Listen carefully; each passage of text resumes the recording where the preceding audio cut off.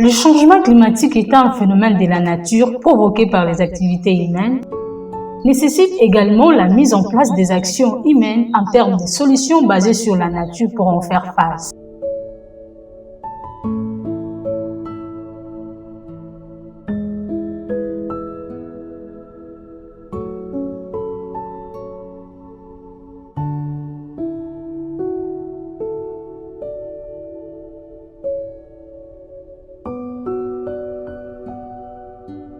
Étant une plateforme qui milite pour le droit et la promotion des compétences des femmes, la Coalition des femmes leaders pour l'environnement et le développement durable constate que le pays en voie de développement n'ayant pas le même niveau d'influence ont besoin d'aide pour le renforcement des capacités.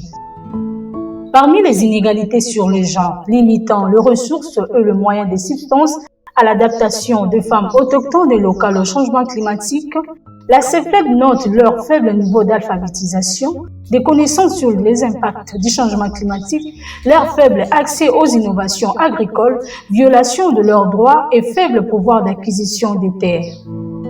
C'est dans ce sens, avec l'appui financier du Fonds Bezos pour la Terre, sous la facilitation de Rwanda Resource Initiative RRI en sigle, la CEFLED a développé en 2023 un projet d'appui à la contribution des femmes locales et autochtones dans la lutte contre le changement climatique dans la province de l'Équateur, Mai-Ndombe, Kwilu, Mongala et Congo central. En fait, nous sommes honorés par notre coordination nationale, CEFLED de Kinshasa, qui est venue nous visiter, en fait, faire un état de lieu par rapport à ces projets, les projets d'appui de la contribution de la femme sur tout ce que la femme fait par rapport pour lutter contre les changements climatiques. On a fait pratiquement 2 semaines de formation. On a scindé ça en 2 parties. La première semaine, c'était on a identifié les organisations féminines. Alors, c'était les responsables des organisations qui étaient en atelier depuis les mardis passés jusqu'au jeudi. Et là, on a identifié les organisations qui travaillent avec la CEFLED Congo central, et ces organisations devaient identifier leurs besoins de formation. En identifiant les besoins de formation, et les formateurs devaient aussi sortir de groupes. Donc, chacun devait donner sa spécialité de ce qui fait que les autres ont besoin qu'on puisse appuyer ou renforcer la capacité pour nous donner de la matière prochainement quand on viendra pour qu'on puisse travailler sur ça. Le Congo central est une province lourdement affectée par le commerce de bois qui est la principale cause de la déforestation dans cette partie de la RDC. Grâce au projet d'appui à la contribution de femmes locales et autochtones dans la lutte contre le changement climatique, les femmes et les jeunes du territoire de Songololo ont bénéficié au mois d'avril dernier au programme de formation sur l'apprentissage des pratiques traditionnelles locales pouvant leur permettre à s'adapter au changement climatique dans la filière agricole et forestière avec pour finalité d'obtenir de bénéfices concrets en matière de la conservation de la biodiversité forestière.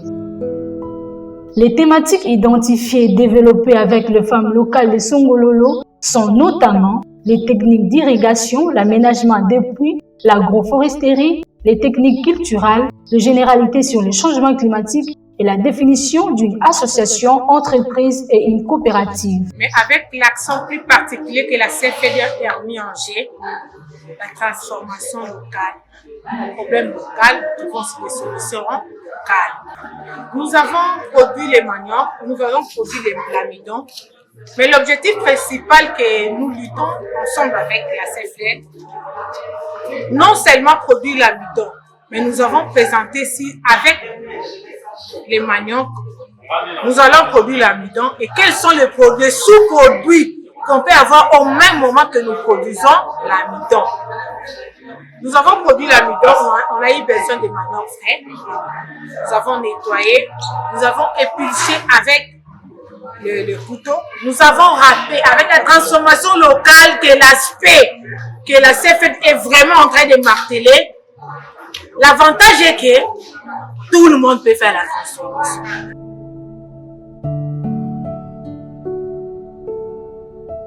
Alors, il y a eu les gens qui ont parlé de l'irrigation, parce qu'il y a des gens qui font des cultures maraîchères. Il y a la foresterie communautaire par rapport à l'agroforesterie. Faciliter aussi avec des reboisements, faire aussi des cultures, comment on fait la foresterie communautaire. Et il y a eu aussi par rapport au champ école paysanne, et on devait faire des cultures de résilience au changement climatique et des semences adaptées à ces conditions pour que on puisse avoir des rendements et des productions dans nos champs agricoles. Utilisons l'approche participative. La CEFLED a identifié ensemble avec les communautés parties prenantes à ces assises le besoin en formation de renforcement des capacités des femmes. Pour cette plateforme, les mesures d'adaptation au changement climatique doivent être proposées par les communautés elles-mêmes, car ce sont elles les premières victimes des effets du changement climatique. Au cours de cet atelier, nous avons pu aussi partager notre expérience sur l'agroforesterie. Nous avons observé que l'agroforesterie, c'est l'agriculture et la forêt. C'est vraiment une alternative pour lutter contre les changements climatiques. Alors, nous nous sommes dit que l'agroforesterie a des techniques. Parmi les techniques d'agroforesterie, on peut notifier le fait que c'est pas toutes les cultures qui répondent à ces critères. Si vous voulez, par exemple, planter le manioc, associer le manioc au safoutier, vous êtes obligé de faire une distance de 10 mètres d'écartement pour les safoutiers, même pour les manguiers aussi, même pour l'acacia. Les avantages de l'agroforesterie, c'est quoi? Il y a aussi les bananiers qu'on peut associer avec les tarots. Les avantages de l'agroforesterie, c'est quoi? L'agroforesterie vous crée déjà la forêt avec les cultures. Vous allez récolter vos cultures, vous allez aussi récolter les fruits. De deux, ça vous crée un microclimat qui permet à arranger les climats. Souvent, là où on a planté les arbres, il y a toujours de l'air frais. Il y a aussi un autre avantage, surtout pour nous les mamans, ça vous donne aussi des bois de chauffe. Vous partez au champ, vous avez la récolte des cultures, vous avez également les bois de chauffe. Parce que c'est ça qui devient quelque chose, comment on peut dire, une casse-tête pour la femme rurale qui n'a plus de bois de chauffe. Mais quand on pratique l'agroforesterie, on a tous ces avantages-là qui vous permettent de ne pas trop souffrir. Les activités de Songololo ont été beaucoup plus marquées par l'échange d'expériences très brillants de Jonas Mboulou sur la fabrication de pavés écologiques par les bouteilles en plastique et la fabrication de braises écologiques par les déchets biodégradables. Parlant des déchets biodégradables, je parle directement de la matière organique. Donc, mais à travers cette expérience que j'ai menée, on peut avoir je l'ai appelé charbon écologique, donc communément appelé des braises, mais à base de feuilles, donc la matière organique. Vous mangez la chouang et puis vous prenez le déchet de chouang, vous les valorisez, vous avez de charbon, que j'ai appelé charbon. Donc, vous allez procéder comment? Vous prenez la matière organique, vous prenez les liants, vous prenez aussi de l'eau, vous devez d'abord carboniser la matière organique et puis vous mélangez avec le liant et l'eau. Et puis par là, vous avez les charbons écologiques.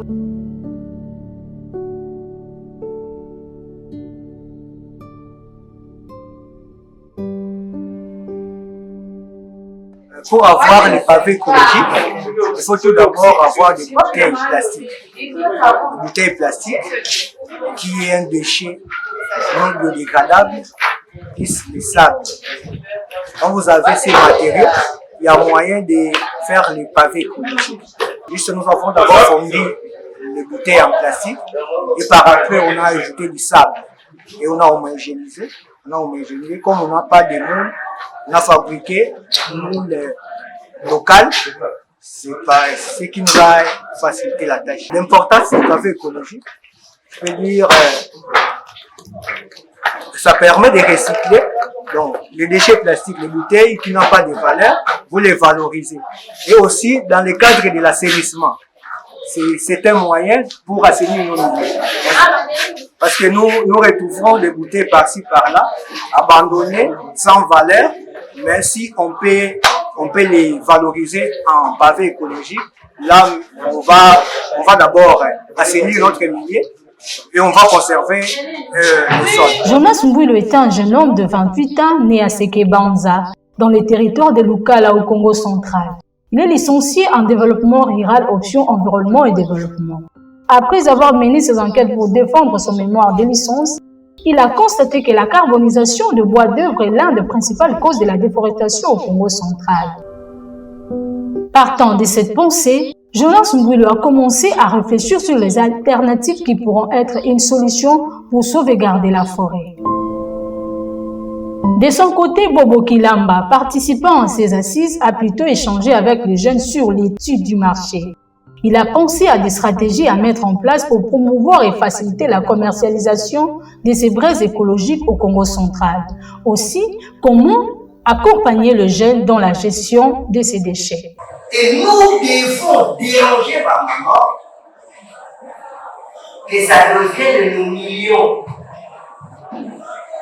On doit s'estimer heureux. Il y a un moment où moi, nous devons on va faire ces opportunités de participer. Concurrence loyale ou déloyale. Dans la question comment commercialiser, étant marketeur, nous épinglons 4 points. Très bien. Le premier point, c'est le produit, le prix, la place et puis la promotion. Dans le produit, nous avons déjà identifié le produit. Nous avons les briquettes et puis le pavé. Dans la promotion, excusez-moi, je vais un peu parler en désordre. Dans la promotion, vous avez évoqué sur, je crois, l'emballage, le cachet, ainsi de suite. Pourquoi ne pas l'insérer dans la promotion? Alertés, les autorités politico-administratives du territoire de Songololo se sont dit satisfaites des initiatives de développement apportées par la CEFLED au sein de leur territoire pour lutter contre le changement climatique et ont émis le vœu d'accompagner la CEFLED et les femmes locales de Songololo pour relever les défis du changement climatique et contribuer significativement au développement communautaire du Congo central. Mes impressions sont très bonnes. Très bonne parce que j'ai suivi les thèmes qui étaient retenus et la méthodologie aussi. C'est pour que nous puissions quand même être responsabilisés, accompagner cette activité. Voilà. Eu égard aux besoins des matériels des travaux agricoles qui s'est fait ressentir lors des échanges avec les participants, les organisations féminines locales et autochtones responsables des activités génératrices de revenus des différents territoires au Congo central ont été dotés de la part de la CEFLED de quelques équipements agricoles pour s'adapter au changement climatique. Il y avait des protocoles. Il y avait des protocoles pour l'irrigation des riz et du consort. Quand on a fait l'achat, ça ne nous a pas vraiment permis d'acheter au moins 4 motopompes.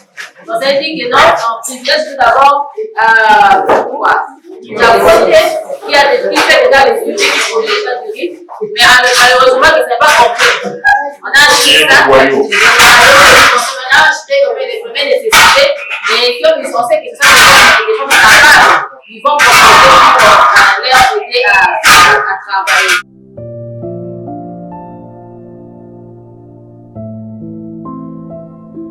Après les séances de formation, quelques participants ont été évalués et les interventions de quelques-uns ont prouvé à fond qu'ils ont compris réellement les changements climatiques et les solutions à proposer pour en faire face. Par changement climatique, tu comprendre effet néfaste, effet ya malamu oyo toujours ressentir par rapport au climat na biso.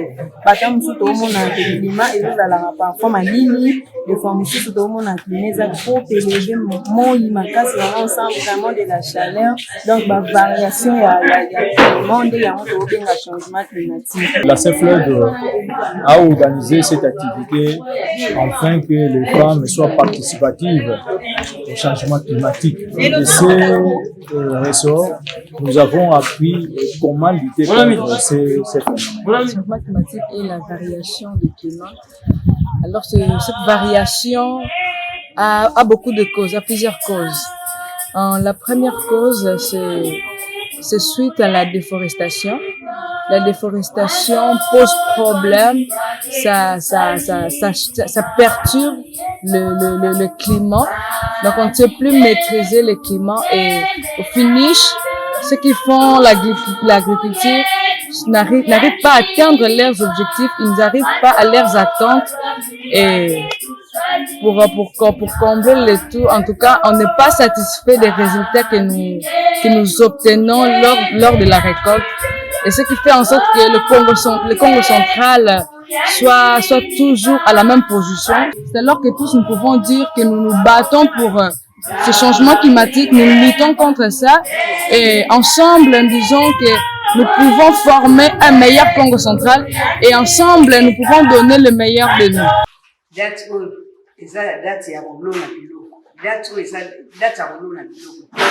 Donc, ça, le rôle à saison B, saison A.